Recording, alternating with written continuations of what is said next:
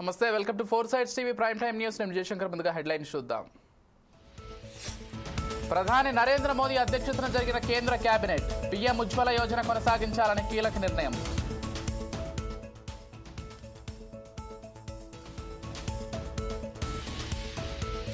లోక్సభ ఎన్నికల్లో ఓటర్ జాబితా అవకతవకలతోనే బీజేపీ గెలిచింది. బెంగళూరు ఓట్ అధికార ర్యాలీలో రాహుల్ గాంధీ కామెంట్స్.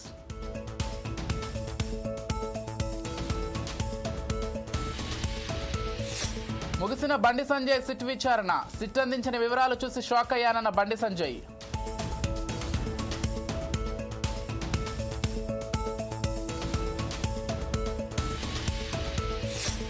దక్షిణ తెలంగాణ జిల్లాలకు భారీ వర్ష సూచన. మరో 4 రోజుల పాటు భారీ వర్షాలు కురిసే అవకాశం.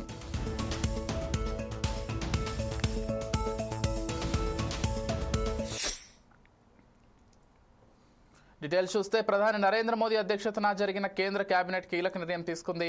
పీఎం ఉజ్వల యోజన కొనసాగించాలని నిర్ణయించినట్లు తెలిపింది. దానికోసం 12,060 కోట్లు కేటాయిస్తున్నట్లు తెలిపింది. అసోం, త్రిపుర రాష్ట్రాలకు ప్రత్యేక ప్యాకేజీకి నిర్ణయం తీసుకున్నట్లు పేర్కొంది. 7,250 కోట్ల రూపాయల చొప్పున ప్రత్యేక ప్యాకేజీని కేంద్రం ప్రకటించింది. సాంకేతిక విద్య కోసం 4,200 కోట్లు ప్రకటించినట్లు కేంద్రం వెల్లడించింది. ఇంజనీరింగ్, పాలిటెక్నిక్ కాలేజీల అప్గ్రేడ్కు నిర్ణయం తీసుకుంటున్నట్లు కేంద్రం ప్రకటించింది. దేశీయ ఎల్పీజీలో నష్టాలకు ప్రభుత్వ రంగ చమురు మార్కెటింగ్ కంపెనీలకు పరిహారం చెల్లించేందుకు 30,000 కోట్ల రూపాయలు కేటాయించినట్లు వివరించింది. అనంతరం అమెరికా విధించిన 50% సుంకాలపై కేబినెట్లో చర్చ జరిగింది. 2016 में माननीय प्रधानमंत्री जी ने उज्ज्वला योजना लॉन्च की थी, तब भावना इसमें अंत्योदय की भावना थी. जो गरीब से गरीब व्यक्ति उनके जीवन में बड़ा परिवर्तन आए और बहनों माओं के जीवन में एक ग्रामीण क्षेत्रों में बहुत बड़ा परिवर्तन आए. यानी 10 करोड़ 33 लाख घरों में उज्ज्वला के कारण परिवर्तन आया. करीब 2,200 रुपए की टोटल सपोर्ट मिलता है इस स्कीम में. तो आज कैबिनेट में फैसला लिया गया 12,060 करोड़ रुपए का सपोर्ट पीएम उज्ज्वला बेनिफिशियरीज के लिए 2025-26 फाइनेंशियल ईयर में दिया जाएगा. अब तक अगर हम देखें टोटल उज्ज्वला योजना में 52,000 करोड़ रुपए का बेनिफिट देश में लाखों करोड़ों परिवारों को मिल चुका है. इसका हमारे मिडिल क्लास परिवारों में एलपीजी गैस अफोर्डेबल रहे, कम से कम दाम पे मिले, उसके लिए 30,000 करोड़ रुपए की सब्सिडी आज अप्रूव हुई है, जो सीधा हमारे एलपीजी हमारे मध्यम वर्गीय परिवारों के बेनिफिट में जाएगी. जब 2016 में माननीय प्रधानमंत्री जी ने उज्ज्वला योजना लॉन्च की थी, तब भावना इसमें अंत्योदय की भावना थी. जो गरीब से गरीब व्यक्ति उनके जीवन में बड़ा परिवर्तन आए और बहनों माओं के जीवन में एक ग्रामीण क्षेत्रों में बहुत बड़ा परिवर्तन आए. यानी 10 करोड़ 33 लाख घरों में उज्ज्वला के कारण परिवर्तन आया. करीब 2,200 रुपए की टोटल सपोर्ट मिलता है इस स्कीम में. तो आज कैबिनेट में फैसला लिया गया 12,060 करोड़ रुपए का सपोर्ट पीएम उज्ज्वला बेनिफिशियरीज के लिए 2025-26 फाइनेंशियल ईयर में दिया जाएगा. अब तक अगर हम देखें टोटल उज्ज्वला योजना में 52,000 करोड़ रुपए का बेनिफिट देश में लाखों करोड़ों परिवारों को मिल चुका है. इसका हमारे मिडिल क्लास परिवारों में एलपीजी गैस अफोर्डेबल रहे, कम से कम दाम पे मिले, उसके लिए 30,000 करोड़ रुपए की सब्सिडी आज अप्रूव हुई है, जो सीधा हमारे బీఆర్ఎస్ నేత దుబ్బాక ఎమ్మెల్యే కొత్త ప్రభాకర్ రెడ్డిపై Congress party working president T Jagga Reddy మరోసారి నిప్పులు చెరిగారు. శుక్రవారం నాంపల్లిలోని గాంధీ భవన్లో జగ్గారెడ్డి విలేకరులతో మాట్లాడుతూ నువ్వు నా క్యారెక్టర్ అంచనా వేయలేవంటూ కొత్త ప్రభాకర్ రెడ్డికి సూచించారు. రాష్ట్రంలో ఎవరిని అడిగినా నా క్యారెక్టర్ గురించి చెబుతారన్నారు. నా క్యారెక్టర్కి ప్రభాకర్ రెడ్డి క్యారెక్టర్కి చాలా తేడా ఉంటుందని పేర్కొన్నారు. ప్రభాకర్ రెడ్డికి ఉన్నంత ఆస్తి నా వద్ద ఉంటే ప్రజలకు ఎప్పుడో పనిచేసేవాడినని తెలిపారు. రేపు గఫ్లత్లో రేపు నా టైం బాగుండి బిజినెస్ పరంగా 1,000 కోట్లు సంపాదించిన మళ్ళీ అది మంచేస్తా. నా కూతురుకో కొడుకుకో అట్లా నువ్వు ఎక్కడ కట్టుకుంటావా నా క్యారెక్టర్ని?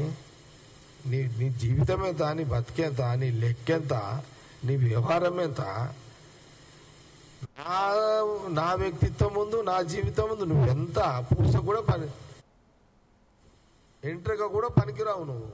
ప్రభాకర్ రెడ్డి నువ్వు ఎంట్రీగా కూడా పనికిరావా? నువ్వు కేసీఆర్ని అడుగు, హరీష్ రావుని కేటీఆర్ని అడుగు చెప్తారు. నీ ఆస్తి నీ సంపాదన నా దగ్గర ఉంటే ఈ పాటికి రైతులకు ఇచ్చేస్తుంటే నీకున్నదే అట్లా పంచుతావు. 1000 కోట్లు నా దగ్గర ఉంటే పొద్దున స్టార్ట్ చేస్తే కొన్ని గంటలలో ఒడగొడతాను నేనైతే. నీకు పంచనీకు ఎట్లా పంచాలో కూడా నీకు తెలియదు, పైసలు ఎట్లా పంచాలో కూడా నీకు తెలియదురా నాయన. నీకు వాళ్ళ మా మంత్రులు ఏదో సంపాదించుకొని ఏదో పర్సంటేజ్లు ఇయ్యనందుకు నేనేదో ఫీల్ అయినట్టు.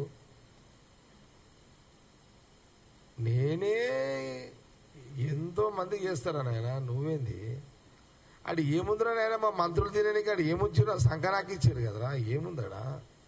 ఏముంది మా మంత్రులు తిందామని అడి ఏముందాడా?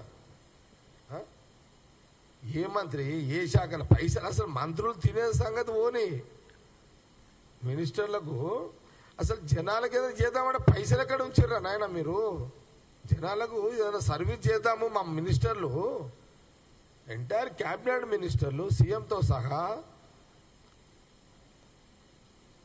ముఖ్యమంత్రి రేవంత్ రెడ్డి గారు నేను మొన్న కూడా చెప్తే కదా, ఏం చేయాలో ఈ అమ్మ నాశనం బట్టి చీరిపోయారు అనేది రేవంత్ రెడ్డి కానీ తర్వాత మా మినిస్టర్స్ కానీ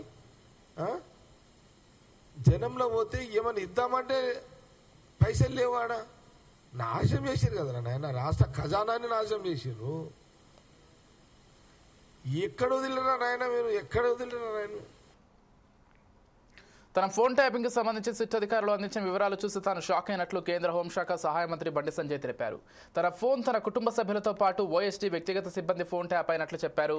బీఆర్ఎస్ ప్రభుత్వ హయాంలో తన ఫోన్ ట్యాపింగ్ అవుతున్నట్లు తాను గుర్తించానని ఆయన స్పష్టం చేశారు. ఫోన్ ట్యాపింగ్ వ్యవహారంలో సిట్ అధికారులు ముందు ఆయన హాజరయ్యారు.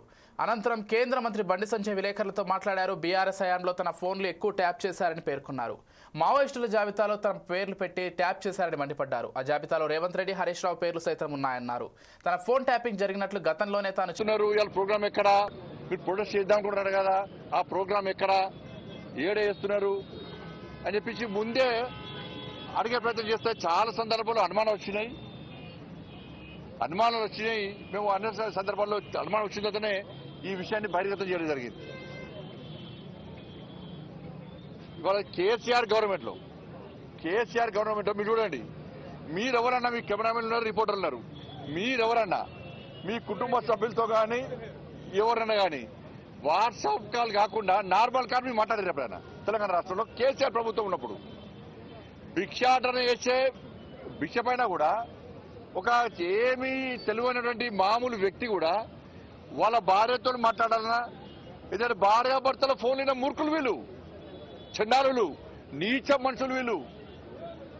ఎవరన్నా భార్యాభర్తల ఫోన్ వింటారా అన్న ఎవడన్నా? ఇంత సిగ్గుమాల కుటుంబం వీళ్ళది. కేసీఆర్ కొడుకైతే దరిద్రులు వీళ్ళు. ఎవరన్నా తెలంగాణ రాష్ట్రంలో కేసీఆర్ ప్రభుత్వం ఉన్నప్పుడు ఎవ్వరు కూడా నార్మల్ కాల్ మాట్లాడుకోలే. ఎవరైనా మామూలు బిచ్చపులు అడిగినా కూడా, ఆటో కార్మికులు అడిగినా కూడా అబ్బో సార్ కేసీఆర్ ఫోన్ ఇంటర్నెట్ అందుకే వాట్సాప్ కాల్ మాట్లాడుతున్నారు సార్ అంటుండే. ఇది కామన్ అయిపోయింది. ఇది ఎవరు కూడా మాట్లాడుకోలే, అందరికి తెలిసిపోయింది. కేసీఆర్ ఫోన్ ఇంటర్నెట్, మామూలు కాల్ మాట్లాడకూడదు, అయితే వాట్సాప్, అయితే ఫేస్ టైము, అయితే సిగ్నల్ మాట్లాడుకోవాలంట అని చెప్పి ఈ టెక్నాలజీ పెంచడానికే వచ్చి కేసీఆర్ టాపిక్ వేసింది. తెలిసి అంటే ఇంత ఘోరమైన పరిస్థితి. బీహార్ ముఖ్యమంత్రి మరియు జేడీ అధ్యక్షుడు నితీష్ కుమార్తో కలిసి కేంద్ర హోంమంత్రి అమిత్ షా బీహార్లోని సీతామర్హి జిల్లాలోని పునౌరాధాంలో సీతాదేవి గొప్ప ఆలయానికి శంకుస్థాపన చేశారు. 882 కోట్ల వ్యయంతో అయోధ్యలోని రాముడి ఆలయం స్థాయిలో మరియు వైభవంతో నిర్మించనున్న ఈ ఆలయాన్ని ప్రధాన మత మరియు సాంస్కృతిక తీర్థయాత్ర స్థలంగా అభివృద్ధి చేసే అవకాశం ఉంది. భారత్ की संस्कृति में मां सीता का स्थान अनन्य है. इन्होंने अपने एक ही जीवन में आदर्श पत्नी क्या हो सकती है, आदर्श बेटी क्या हो सकती है, आदर्श मां क्या हो सकती है और आदर्श राजमाता क्या हो सकती है, इस सभी स्वरूपों को उन्होंने चरितार्थ किया था. और ये महान विभूति माता सीता का इतना बड़ा महिमा मंडन मां सीता की जन्मभूमि पर होने वाला है. और आज सीतामढ़ी दिल्ली अमृत भारत ट्रेन उसका भी अभी ही शुरुआत किया गया है. इससे रक्सौल, नरकटियागंज, बगहा और सीतामढ़ी ये चारों स्थानों को फायदा होने वाला है। मोदी जी ने बिहार के विकास में पहले जब लालू जी रेल मंत्री थे तब बिहार के रेल के विकास के लिए हर साल 1132 करोड़ रुपया खर्चते थे। हर साल 1132। कितना भैया जरा जोर से बोलो, हर साल कितना खर्चते थे? 1132 करोड़ रुपया। और मोदी जी ने सिर्फ 25-26 में 10,066 करोड़ रुपए का खर्च रेल के लिए बिहार में किया है। आज मैं यहां आया हूं तब प्रधानमंत्री नरेंद्र मोदी जी और हमारे रेल मंत्री अश्विनी वैष्णव जी को भी समस्त बिहार की जनता की ओर से बहुत बहुत साधुवाद कहना चाहता हूं। ये मिथिला शतपथ ब्राह्मण ग्रंथों से लेकर वाल्मीकि रामायण, महाभारत से लेकर बौद्ध और जैन साहित्य में एक हमारी संस्कृति का केंद्र रहा है। धर्मशास्त्र, ज्योतिष, साहित्य, संगीत, व्याकरण, भाषा और तंत्र ज्ञान का రాహుల్ గాంధీ వాళ్ళ మరోసారి కీలక వ్యాఖ్యలు చేశారు. ఓట్లు దొంగలకు శిక్ష తప్పదని హెచ్చరించారు. ఓట్ల చోరీ కేవలం ఎన్నికల కుంభకోణం మాత్రమే కాదని ఇది రాజ్యాంగం, ప్రజాస్వామ్యానికి జరిగిన పెద్ద ద్రోహమని రాహుల్ గాంధీ పేర్కొన్నారు. ఆయన సమయం వచ్చినప్పుడు ఓట్ల చోరీకి పాల్పడిన వారికి తప్పకుండా శిక్ష పడుతుందని హెచ్చరించారు. ఈ మేరకు శుక్రవారం ఎక్స్ వేదికగా ఆడియో రిలీజ్ చేసిన ఆయన, నేను రాజకీయ కుటుంబంలో జన్మించాను, నాకు ఎన్నికలంటే ఏంటో తెలుసు, 20 ఏళ్లుగా నేను స్వయంగా ప్రత్యక్ష రాజకీయాల్లో ఉన్నానని చెప్పారు. ఎన్నికలు ఎలా జరుగుతాయో, పోలింగ్ బూత్లు ఎలా మేనేజ్ చేయబడతాయి, ఓటర్ లిస్టు, ఫామ్ 6, ఫామ్ 17 ఇవన్నీ తనకు తెలుసన్నారు. ఉత్తరాఖండ్, మధ్యప్రదేశ్, మహారాష్ట్ర ఎన్నికల్లో ప్రజలు ఆలోచన ఒక రకంగా ఉంటే ఫలితాలు మరో రకంగా వచ్చాయని అన్నారు. దేశంలో ఎన్నికల కమిషన్, బీజేపీ కలిసి ఎన్నికలను చోరీ చేస్తున్నాయని, ఇది దేశానికి వ్యతిరేకమన్నారు.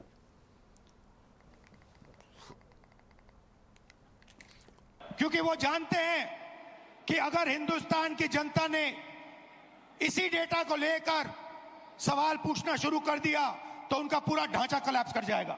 मैं यहां इस स्टेट से गारंटी देके कह रहा हूं, हमारी मांग है कि इलेक्शन कमीशन हमें पूरी देश की इलेक्ट्रॉनिक वोटर लिस्ट दे, वीडियोग्राफी के रिकॉर्ड्स दे, और अगर ये हमें देंगे तो हम ये साबित कर लेंगे कि सिर्फ एक सीट नहीं चोरी हुई है, और सिर्फ कर्नाटका में नहीं चोरी हुई है, पूरे हिंदुस्तान में सीटें चोरी हुई हैं। इलेक्शन कमीशन बीजेपी का नहीं है। इलेक्शन कमीशन संविधान के लिए काम करता है, और कर्नाटक में सीट चोरी की गई है। एक लोकसभा को हमने जांच करके निकाला है। मैं कह सकता हूं कि 1 से ज्यादा सीटें यहां चोरी हुई हैं। जो कॉन्स्टिट्यूशन का फाउंडेशनल आइडिया है, 1 मैन 1 वोट, इस पर इलेक्शन कमीशन और उसके सारे के सारे अफसर आक्रमण कर रहे हैं। इसका मतलब वो संविधान पर आक्रमण कर रहे हैं।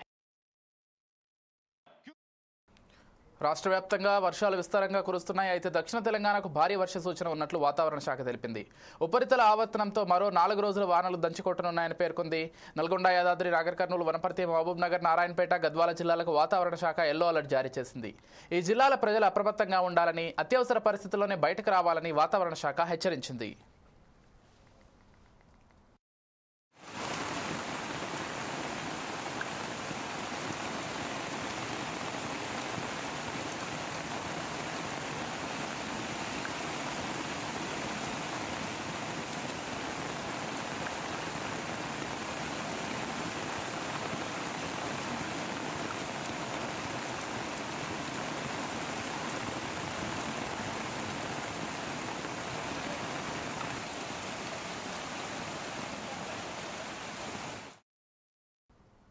We will updates. Keep watching 4Sides TV.